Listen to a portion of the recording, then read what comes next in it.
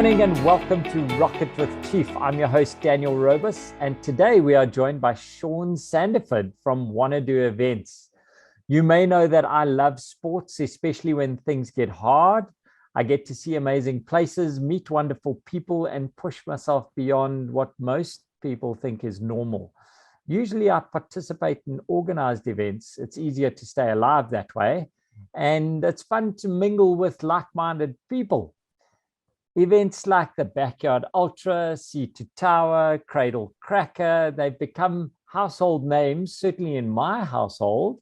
But behind these events is always a dedicated team of people that give their time, give their sweat, and give their everything to make it happen.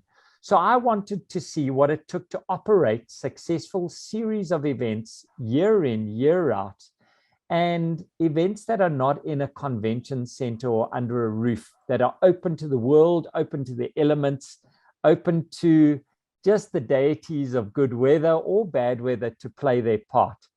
Enter stage left, Sean. According to LinkedIn, he's a highly successful transition and transformation consultant with over 8 years experience in transitioning complex IT projects into operations, analytic, creative-minded, enabling the creation of a business. And then you stepped out of IT into events. You've been part of lots of companies, but two specifically from grassroots level, Sean. How did a good IT guy end up running events like this? Hey, Daniel. So that is quite a roundabout story, to how we got there, or how I got there. I studied down in PE, and I did my honors in business management and financial management. And I came up to Joburg to help my brother with one of his businesses. So that's where I got introduced into the world of IT, because he was really IT focused. And then my first real job went into, I was at Microsoft as a sales account support manager. So we would phone up all the corporates to say, hey guys, I believe you have Windows or, whatever of the programs, and you got 100 users, licenses, but you actually have 200 people working for you. Let's send a technician to just come along and have a look and see what we can do. So that was my introductory to big businesses and actually meeting a whole bunch of top players in the world of IT, which was quite fun because I really enjoyed that interaction with the guys to see how we could actually fix their businesses. And that helped, my honors degree kind of helped with that, is how we can actually improve different businesses. So I was at Microsoft for a couple of years, and then I moved over to Accenture, the consulting company. And that is where we did the transformation and outsourcing of all products. So basically what we did was we'd go to a different client and say, all right, or the client would either come to us or whoever, they would then come along and say, we have these different applications or this software, and we want to outsource it. So we would go in with the team and actually say, all right, show us all your different applications, how they interact with each other, what to use to run it. And then we would take their knowledge and train up our team to run that for them. And then those were Indian guys. And so the Indian guys would come out, we'd set up this whole knowledge transfer, the operation model, and then send them back to India once the whole thing was completed. And so that's another thing that we got stuck into, like on the IT point of side. Yeah, that must have been interesting times. That was really quite early in the outsourcing, and you were doing business process outsourcing and application outsourcing then. Yes, yeah. So business processes, application outsourcing, also infrastructure. So anything that the client needed to just reduce their costs and also improve their business, that's where we got stuck into. So everything was really, really new. So quite often we'd have to go into the market and look for people who have different skills in different programs, and then bring them into Accenture, and then just train them up as well what we do, and then get them on board. That must have been a fascinating foundation into business, because you've now moved from a mega corporate like Microsoft into Accenture, which is looking at the consulting and the back office kind of working. You took your jump to do your own thing a couple of years ago. What made you take that jump? If you were successful in the corporate environment, were the golden handshake handcuffs not quite compelling? Golden handcuffs were great. The free coffee was awesome, and the stationery was brilliant. And I went to DD after Accenture, and Dimension Data it's a really innovative company as well. And we're in group head office, so it's quite nice. We would actually create things and give it to the rest of the branches out there. But then DD went through a bit of a bad time, and they decided to do a big retrenchment program. And at that stage, I've always been interested in events and getting people busy and outdoorsy and just doing different things. And I had one or two ideas that I had actually stuck up onto one of my boards or desk partitions. And they came around with all the retrenchment packages, and I looked at it a bit, and I actually went to my boss at that stage. I said, what about this idea? What do you think about this thing? And he said, it looks really, really interesting. And then I chatted to the senior manager, and I said, how big is a team that you're going to need? And she said it's going to be quite a small one. So I thought, well, I spoke to my boss again. I said, Grant, why don't we actually take our retrenchment package and create something fun? Let's get out there, be outdoors, and do something completely different, and actually focus on it properly. And that was a big step. So we got the retrenchment packages, and off we went, and we started the Wanna Do Events company, and then we bought these giant inflatable obstacles from China. So these things were massive. They were 30 meters long, 10 meters tall. They weighed 1,000 kilos. And we had 7 of these things. And it was huge. It was a 5K run with these inflatable obstacles around the route. But these are massive. And it was really good. Always outdoors. People must have thought, who are you trying to kill us on these things? Yeah. So we change the thing up a lot of times, and sometimes we put water on them, we put foam in them, and people are slipping and sliding. But the adults, it was built for adults, and it's quite interesting to convince adults to come and jump on a jumping castle. Yeah. But when you see this thing, we waited for the last minute before everybody went off, and we actually blew these things up then. Yeah. And then once these people started seeing this thing getting bigger and bigger and bigger, then you just saw the cameras come out, the selfies come out, people getting all excited. So it was loads of fun. It was really good. What was harder than you anticipated starting your own thing? The hard thing is, over the couple of years with events, I'm a very visual person, so I'm able to picture the event visually. So I can stand somewhere and actually see everything and where it's all going to go and how it's going to work, all the way to who has what. If you need a pen during the Namibia Extreme, if you need a pen with a guy that's 200 kilometers away, I can tell you who has it and what color that pen is. Yeah. So events are actually easy to set up in a way. The hard thing is convincing people to actually come and do it. That's a difficult thing, to actually say, hey guys, we got this great event, come along and do it. And to build that's the hard thing in the end. And what is the secret in the sauce to get people there? I mean, you're building a reputation for successful events, so that must be a little bit easier. What was that breakthrough? What do you think tilted it that gets people there? I haven't really got to that breakthrough yet. Okay. So it's a constant, hey? You're fighting for people's attention to take them away from Facebook and online into an event. Yes. So you're trying to get them outdoors, trying to get them to do something.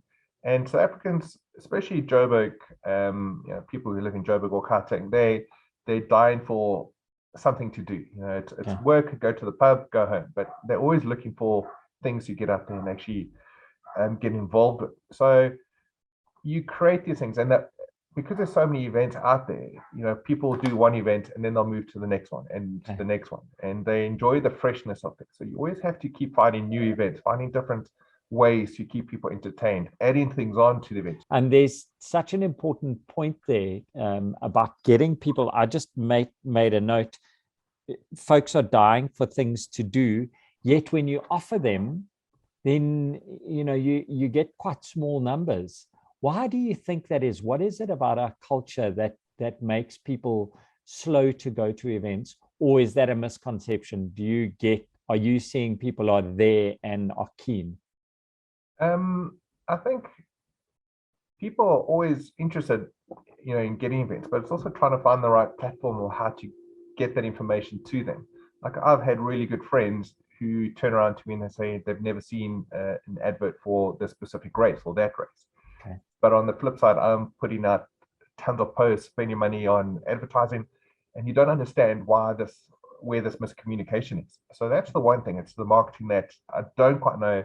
There's that funny saying where they say half of marketing works, but nobody knows which half it is. So that's what we don't know. If we knew that, if somebody actually knew that, then it would help a lot. So that's the one part. The other thing is, I think events used to, before our whole COVID, before COVID hit, people used to enter events quite a while before the race. They always, knew they really wanted to do this and actually be interested, and they would sign up. We did see quite a big increase in entries a week before the race, so we always knew we would get a fair amount then. So things have changed quite a bit, over the time.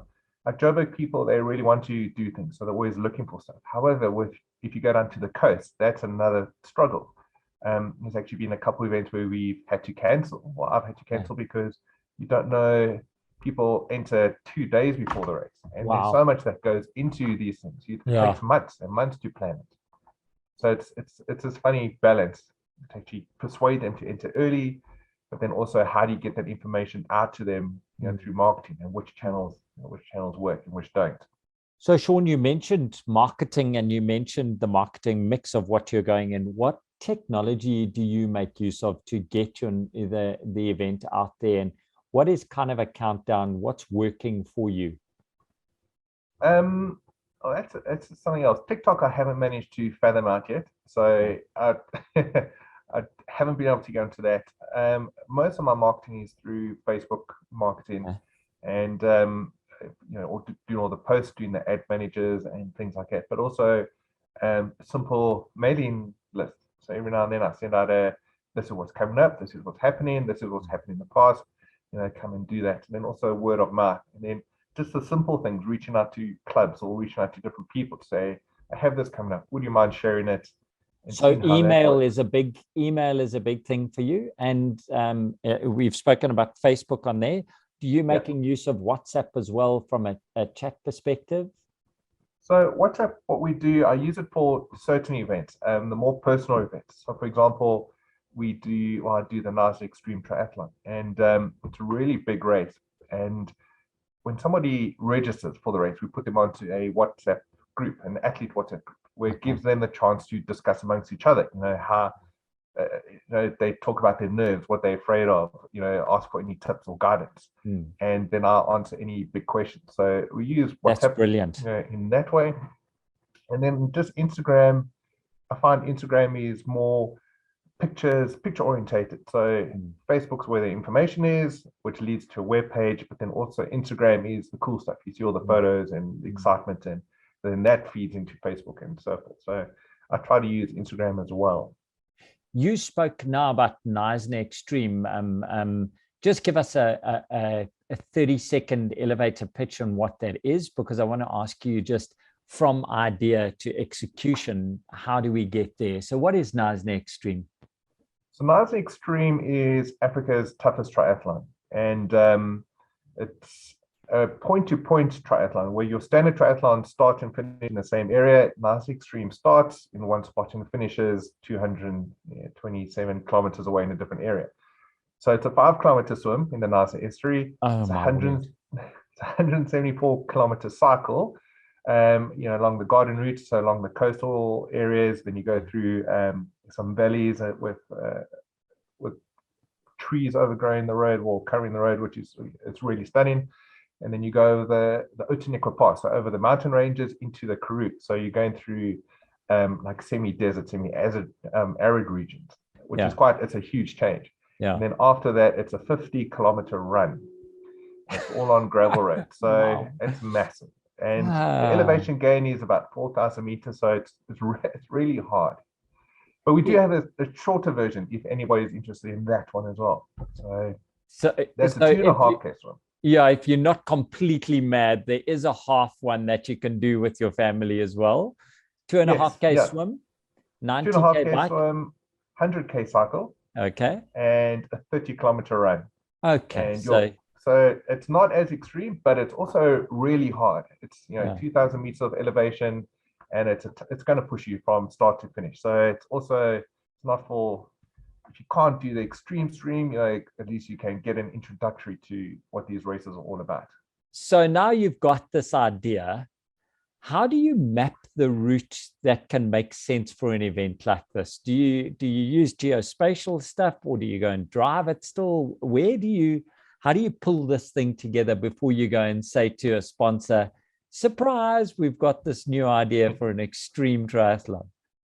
Yeah, so how it really works is you need to basically have your start finish, where you're going to go and where you're going to finish. And the Namibia Extreme was interesting because the route, normal extreme triathlons are 42Ks, the same as Ironman distance, 42Ks. However, when we marked the route and we got to 42Ks, there was nothing around us. There was absolutely zero. So we kept driving, and then there was this hilltop with a tea garden. I was like, fantastic, let's finish here. And we're like, oh, it's 50Ks.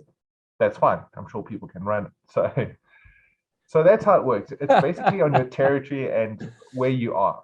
So you say, let's have a look at it from we use Google Earth and Google Maps, and we have a look at it, talk to a lot of the locals and say, what about this? What about that? And you send friends out, say, would you mind just going to go ride this? We'll go have a look at this or run this. Okay. And then you go down and you also do the same thing. So you swim it and ride it, you do different sections, you drive the whole thing to actually see what it's like. But basically, look at Google Earth, you plot distances, and then you take it from there.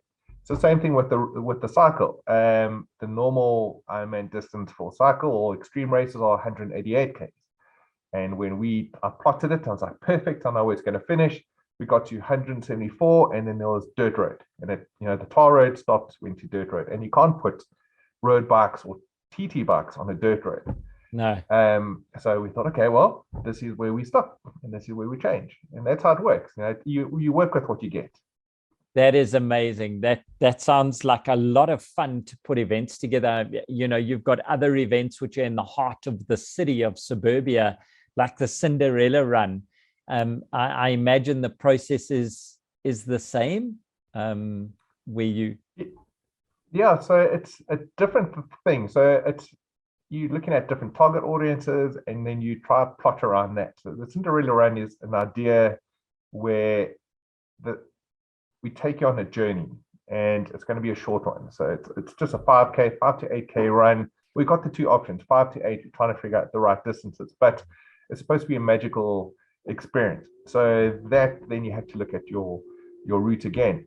So we want to take you around buildings that are pretty at night, and areas that look really safe, are safe, but also look really spectacular. So the point of my races is creating experiences and also enjoy where you are. Okay. So Cinderella Run something similar. So we plot the route and you go drive it at night because it's going to be a night run. So you look around and you say, well, this is really pretty. And you come around the corner and you see another building that's even better. You're like, oh, we can change the route and let's go this way. And make it 8 to 15 instead. Next thing you look down and the guys are running a marathon in the middle of the night. I'm sure you've got ideas for a night marathon. I don't even want to hear it yet. Do you get inspiration from overseas? Where does your inspiration come from, Sean? So with the Namibia Extreme, I got that from overseas. I used to do local triathlons here. Then I did an extreme race in Austria. And then when I was doing that through all my sweat and tears, I thought, geez, I can actually do this in South Africa. And then I spoke to the organizers there and I said, would you mind guiding me? And they're like, yes, of course. Javur, we can help you, as the Austrians are. So I set it up, and they even came out for the first race, and they helped set it up, which was fantastic. And Austrians are, they're very, you think that the Swiss are pedantic, the Austrians aren't far behind. And we would put up one banner flag, and then they would stand there for about 5 minutes, and then they say, okay, next one over there. And then that was it. And so I got the inspiration from that, from them. But other races, it's just, you look around, and I'm not too sure, just daft things come to my head. And you just talk to friends, and a friend would say, what about this? Or have you thought of that? So you get some ideas from that. However, the C2 Tower, which is a really, really nice race. Yes, tell me about it. Yes, I have done Sea to Tower. It caught me a little bit by surprise. It was what a joy. I can't wait to do it again. So tell me your experience about it, and then we'll tell you how that came about. So what did you enjoy? Okay, let me change the view that we've got. So folks, the Sea to Tower that I did was a 50K run in December. So at the end of the season for most of us, and we ran from the waterfront in Knysna out through indigenous forests in this protected area in beautiful Knysna, running away from sea level. So climbing your whole race with lots of ups and downs, and then ended at a fire station guard tower where you get this panoramic view of the forests of the plantation forests around Knysna. With some of the best water points ever. These volunteers were outstanding, and it was a whole Christmas vibe. I hope that was what I was meant to get, because I also got about 6 or 7 beers in afterwards. So it was it was a great day. Yeah. So CT Tower, it's I'm glad you mentioned the volunteers as well. So CT Tower, how that came about is with the Namibia Extreme. There's this one checkpoint at Buffalo's Neck, and if you were at the tower, you would have seen Buffalo's Neck just in the distance. So we were all sitting there on the grass waiting for the first triathlete to come around the corner, and just lying on the grass looking around. And then I saw this tower in the distance, and I was like, "Oh, I wonder if you can actually go there." And then near us was the forest manager, and his name was Tom. And I said, "Hey, Tom, what is that over there?" And he said, "Oh, that's a fire tower, and it's a watchtower." And I was like, "Can we run there?" He said, "Yeah, I think you can." Oh, my And word. then that's how the idea came about. It came about at another race. So, you sit there and you look around at other mountains and other bits, and you're like, "Oh, I wonder if we can actually go there. I wonder if we can do something here." And that's how the CT Tower came about. Wow. And it's a really, like you said, it's a really good route. It's all the way from Thiesens Island Lies all the way to the tower in the distance. And volunteers with all my races, it's pretty much friends and family. So the people that you encountered were mom and dad's friends, the Rotary, and some of the Rotary guys, and just a bunch of people in Lies who really want to just get up and have some fun. So it's quite a nice feeling, family feeling with our events as well. I can attest to that. I can attest to that. There's always a bit of a family feeling, and people are always. I said I had written in the intro that you're the guy that no matter what time of day or night we finish, you've got the big smile, and it's really it. You seem to live the event with us, but you're still smiling through it. Let's talk around business. You are your own boss now, and do you have a mentor or industry role model? So, I don't really have a mentor or anybody to chat, much about. Mentors, really, I have quite a few friends who I actually just bounce ideas off, or if I have like a bit of an issue, I just, I'd open up to them, like past participants as well. You built up a bit of a friendship with them, and you say, "I'm really struggling. Can I please just vent?" And then they're like, "Yeah, of course." And you're like, "Blah blah blah blah." But so I don't really have like an actual mentor or anything. And so you also look at other event organizers, and you see what they do and what drives them. And something that I've always done is somebody wants to be there. If somebody's working in corporate or somebody's doing their own thing, and they have an idea, I always try to help them. I try to push them and say, "Give it a go. Why not? What's stopping you? Get out there, try it. What do you need? If I can't help you, I might know somebody who can guide you or help you put you in the right direction." So I think I get ideas from other people or inspiration from other people and see the excitement that they do. So that feeds into me, and then I can just pass it on to other people as well. Oh, So that's not a lovely. mentor in particular, but But it's I a use everybody. community. It's a Yes, community kind of feel. You've got very associated brands that are at your events. They health and wellness, they athlete performance enhancing. And do you see that community is growing within South Africa? And how does technology play a role in keeping you all together? Um, so with all events, we try to get the right partners involved. Sponsorship is actually impossible to come by. So you really need to talk to the right people to come along and get involved with the race. It's a two-way thing. If somebody comes to your race and they want to put something up, it has to be beneficial. It has to be worth their time. And whoever takes part in the race, it could be a swim, cycle run, it could be a singles run or zombie run. It all has to tie up into what they're offering. So we try to get that information to participants and say, listen, guys, try to do this, but you also have this option to help improve, your lifestyle. Come for a free massage.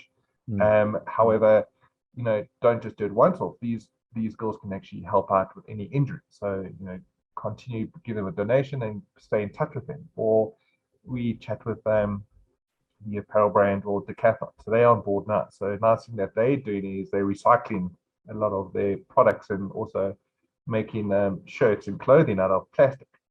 So it's more renewable. So it's quite nice to bring them on board as well. And we also go in litter-free races. So there's no cups and things at water stations. People need to bring their own water bladders. So we're trying to help things out that way. So there is a big, more conscious way of people looking at the environment, looking at, keeping fit, keeping healthy, also looking after themselves, making sure they eat well, making sure that they have the right clothing, and also being more environmental conscious of everything that they do, all the way to eating a burger at the end, what is on it and stuff like that. So on the technology side, so quite a good example was that Decathlon thing of how they're trying to make things more renewable and better, which is fantastic. I know 32GI, the nutrition guys who get involved a lot, they spend quite a bit on technologies or on the right formulas. So they have a lot of things in the background to actually make sure that they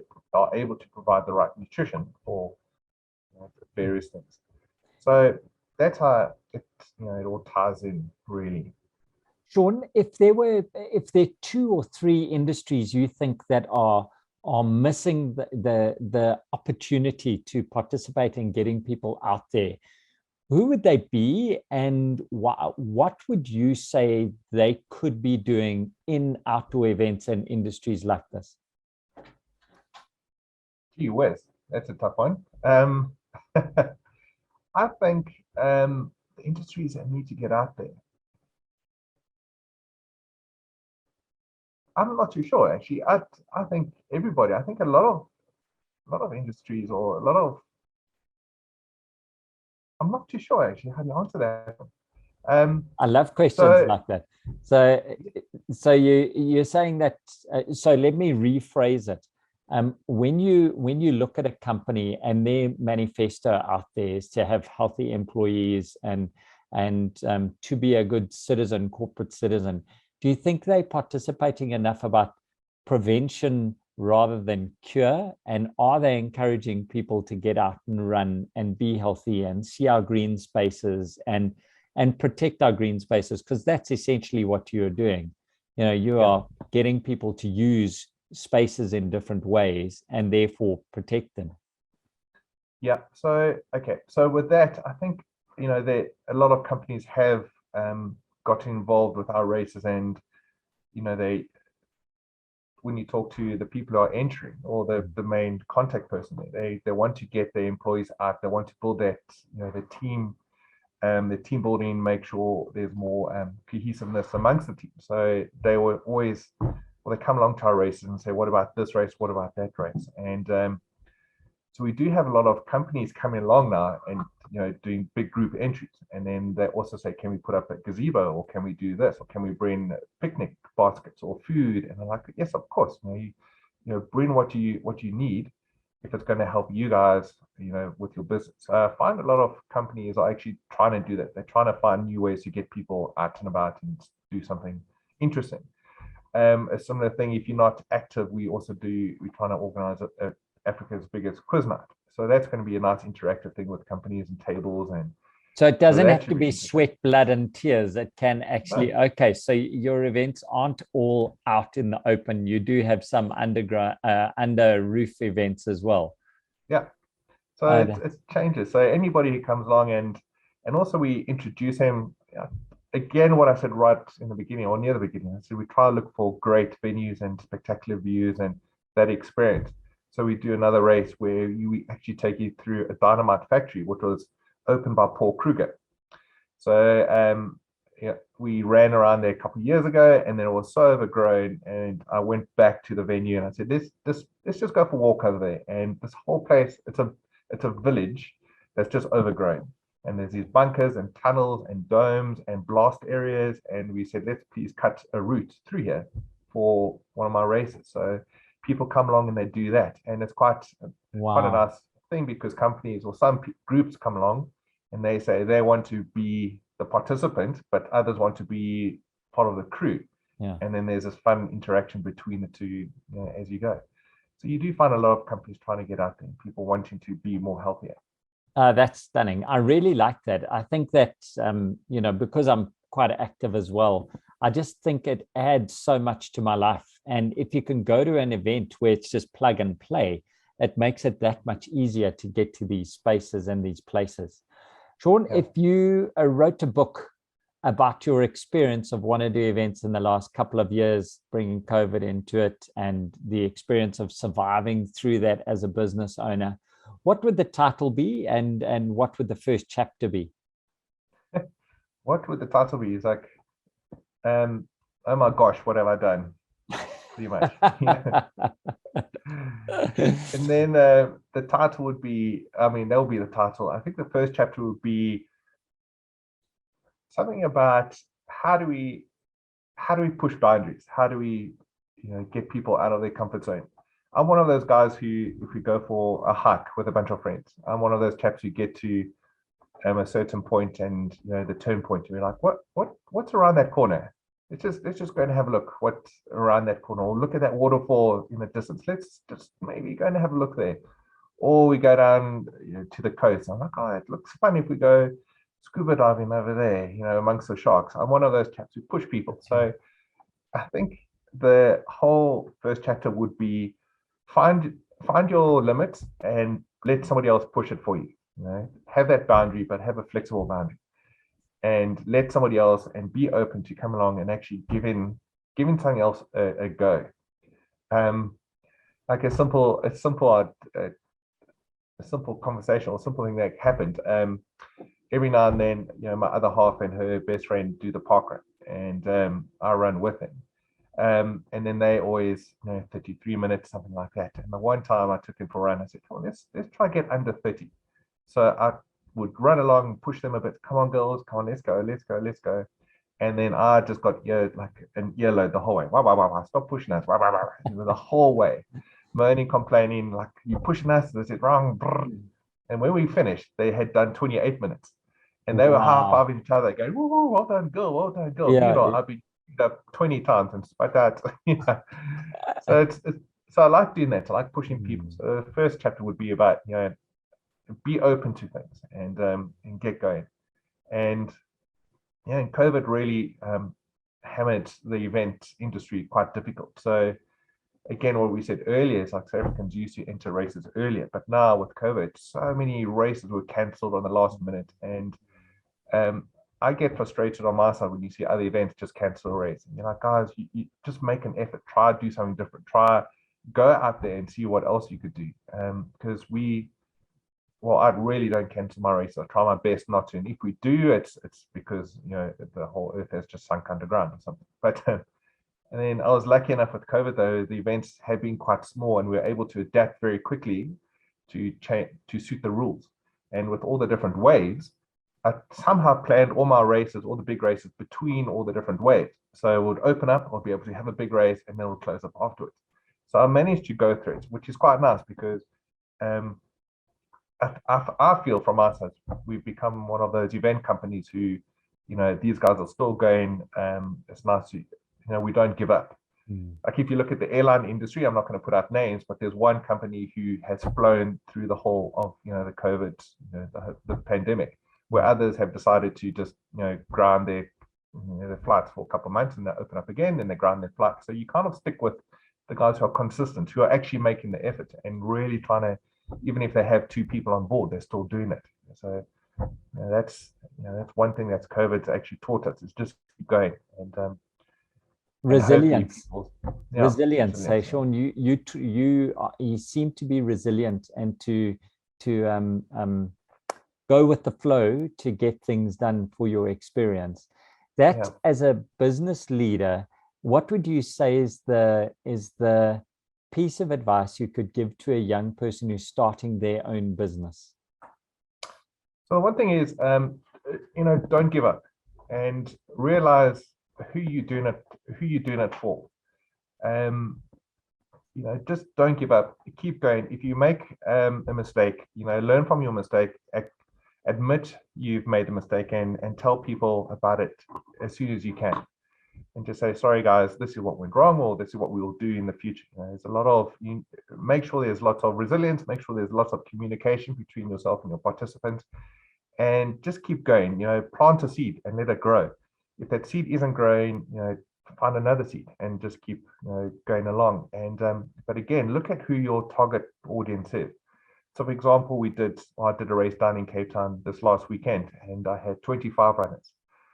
So it's tiny, very small race, made a huge loss on this race. But I drove down on Thursday, had the race, and it was such a cool experience with everybody. In the back of my mind, I kept thinking, gosh, I need to make up this money else somewhere. But when you see everybody cross the line and they have this joy and they are satisfied of the race, they really push themselves, and you see that experience from them, it's worth it, and then you're like, next time it will be bigger, next time will be bigger after that. And so be, the word is like, well, my tips is be strong, be resilient, but make sure you focus on who you're doing this for. You don't just create an event, take money, but create the experience for people and actually enjoy it. And then your love for that thing will come through to you, and do something that you're passionate about. It might not make you millions, but at least you'll be happy and you'll enjoy it and you'll love what you do. Sure. That's such a lovely way to get to where we are right now. Tell me about Wanadoo for the next 6 months. What's coming? Where can we find out more? And what should we be excited for? So there's always something coming up. The thing that also with the events is you're always planning 3 months ahead. So I do find it's difficult to actually live in the moment. And whenever you do something, you're always thinking of what's coming up later. So in the next couple of months, we have a road run at the Cradle. That's going to be on Sunday, and then that's the Cradle Cracker. Cradle Cracker, yep. If you haven't done the Cradle Cracker, guys, really easy event to do, lovely distances, and well managed. Go and do that. Yeah, and you get a free massage if you want, or free coffee, or free beer. There's prizes. There's loads happening. So again, we always try and make events fun afterwards. And so there's a Cradle Cracker. Then we have a mountain bike challenge, 24-12. So you can ride 24 hours, 12 hours, even a 3 and a 6 kilometer. So whoever does the most laps wins. Further on, we have a simple race, just a night golf course run, which is quite fun. And then we go into the Backyard Ultra and Cinderella Run later on the year, the campus run, Namibia Extreme in November, which I always look forward to the Namibia Extreme. Sea Tower later, yes. Sea Tower. What date is Sea Tower this year? Any of you Plet people going out there? When is Sea Tower? I think that's the 18th or 19th, somewhere around there. So yeah. So that was really cool. And we also did the Red to Head last year, which was quite fun. That's a swim. So it's a 10-kilometer swim, or a 7.5K swim, or a 5K swim. You could choose. However, there's a big however. We use the outgoing current. So we wait for the current to turn, and we give it about 2 hours, and you hop in the water. And this current pulls you. The guys are swimming at about 14 k's an hour, in the current. And so you could just lie on your back and float. Wow, that is always fun to do things. That is such a good experience. Wow, I won't be doing that. That's and where can we read about it, Sean? Where can people contact you? So it's all on Facebook page. We try to keep that up as update as much as possible. So Wanadoo events on Facebook. Excellent. Or just the website is just wanadoo.co.za. So what do you want to do today? So all the information's there, and it's quite easy to see. And if anybody needs any more information, email me. It's something else I do is I try to get back to people pretty much straight away. So if anybody has a question, I try to get in touch with them. And it's info@wannadoevents.co.za. Yeah, info@wannaDo. Yeah. Is it info@wannaDo? Yes, info@wannaDo.co.za. Excellent. Or Sean@wannaDo.co.za. It comes to me. Thank you. Thanks for that, Sean. Thanks for being inspiring and keeping us out and getting us out from the mundane into something new. And thanks for your tips on keeping a business going. I think the mic drop moment for today, find your limit and let someone else push you past it. I'm certainly going to try that. We've got a couple of people, I think, who have already taken that up from you and tend to push me way past where I should be going. So, Sean, how do you keep up to speed? Where do you learn? What podcasts? Are you a podcast? Are you a book person, or are you a website person? So I'm more of a book person. I enjoy reading my books. Got my little Kindle. The thing is, those pop-up books, can't read on my Kindle anymore. So I'm bleak about those pop-up books. But what I do listen to a few radio shows. So one thing is, the Money Show with Dave Woodfield, I think it is. Yes. Bruce Woodfield, sorry. Bruce. 702. Just very, back very from good. Davos. Yes, yeah. Very, very good source of information. It's quite nice to hear him talk about things. He's very open to different conversations as well and different points of views. And on the podcast side, there's actually 3 that I can recommend. So one is called Entrepreneur on Fire. This is a chap who does daily posts about different people running businesses and shows their success. So it's quite a nice thing that he looks at that. So it's not just the top guys, because you watch shows and they show these chaps who have made millions and millions and millions. Not everybody's going to get there, but it's quite nice to see the normal people actually do things. So you can see. Oh wow, I'm going to look that up. That sounds fantastic.